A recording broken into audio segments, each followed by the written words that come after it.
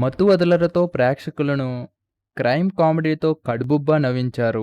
హాస్యంతో ఆద్యంతం సాగిపోయే కథతో పార్ట్ 1తో హిట్ కొట్టారు గతంలో రితేష్ రానా. మరి దానికి కొనసాగింపుగా వచ్చిన పార్ట్ 2 ఎలా ఉంది? ఆకట్టుకుందా?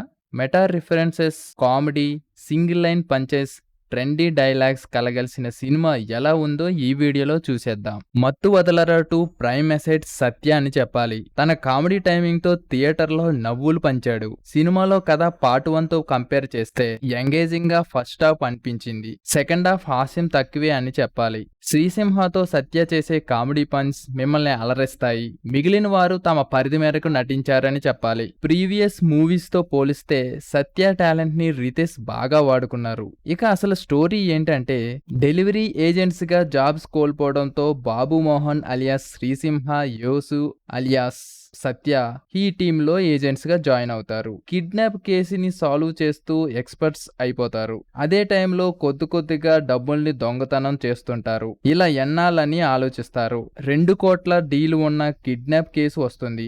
ఆ 2 కోట్లను దక్కించుకోవాలని ప్లాన్ చేస్తారు. అది సడన్ గా కిడ్నాప్ అయిన అమ్మాయి చంపబడుతుంది. ఆ శవం వీళ్ళ కారులోనే దొరుకుతుంది. ఆ అమ్మాయిని ఎవరు చంపారు? 2 కోట్లు వీళ్ళకి దక్కాయా అనేదే కథ. బాబు మోహన్, యేసు పడిన పాటలు, తప్పించుకునే అవస్థలు కామెడీని పండించాయి. సెకండ్ హాఫ్ కిడ్నాప్ డ్రామాగా మార్చారు. అది కొంచెం ఫన్ లేకపోవచ్చు, కానీ ఆద్యంతం మిమ్మల్ని ఎంటర్టైన్ చేస్తుంది. లాజిక్స్ ని పక్కన పెట్టి చూస్తే ఇది వన్ మ్యాన్ షో ఆఫ్ సత్య. రివ్యూ కానీ నచ్చితే సబ్స్క్రైబ్ చేసుకోండి.